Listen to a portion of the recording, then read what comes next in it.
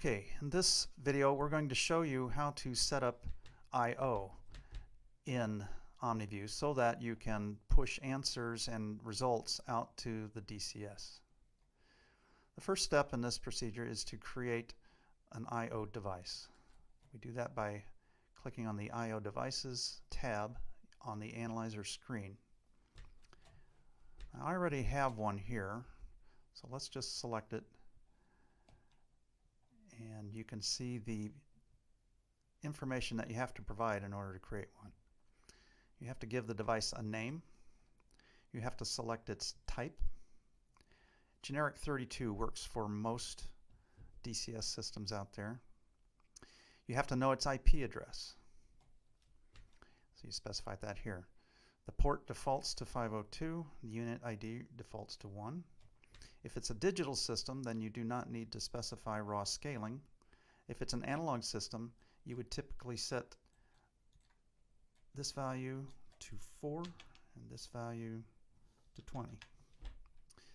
But as this is a digital system, we're not going to do that.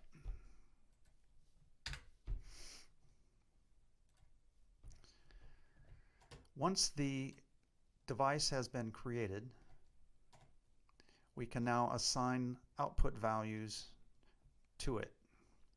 That is done through the I/O map. First thing we have to do is select the device, and you immediately see all of the input and output values that are available to be mapped to the DCS. You can narrow this list down by using these filter buttons across the top. What we're going to do is map a result of a model run to the DCS. So we click on method or model in your software, select analog because floating point numbers are written as analog outputs, and we select output. Now we also want to limit this to channel 2. And now we need to find the model that we want to output. So now we've narrowed the list down to values that can be written out that were produced by the model called MEOH. Okay, so the first thing I'm going to do is select the value that I want to write out to the DCS. These values now become active, and here's where you specify the destination for this value. We want to write a floating point number, and we're going to write it to a particular Modbus address.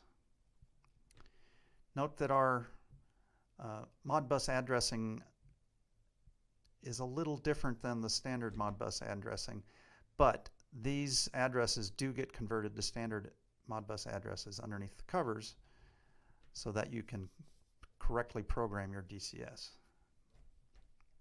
So we're going to save these settings, and we can see over here on the right side of this table that the value is being written out. Okay, so I have a little program here called Modbus View, written by Ocean Controls. It's a very simple Modbus simulator. It acts as a Modbus slave to which I am able to write values. Now, as I was saying about the addressing, this address 71031 gets converted to holding register 1031. So if we find that value 1031 be 25 plus 6. It's these two registers are being written to, and I'm going to see it as a floating point number. There we go. Once I told this program how I want to interpret those registers, it correctly shows this number as the value that we have written over here. As scans are produced, perhaps if you were running channel 2 on a schedule and it were producing scans every couple minutes, the model would be run every time a scan is produced. The value would change and would be written to the DCS.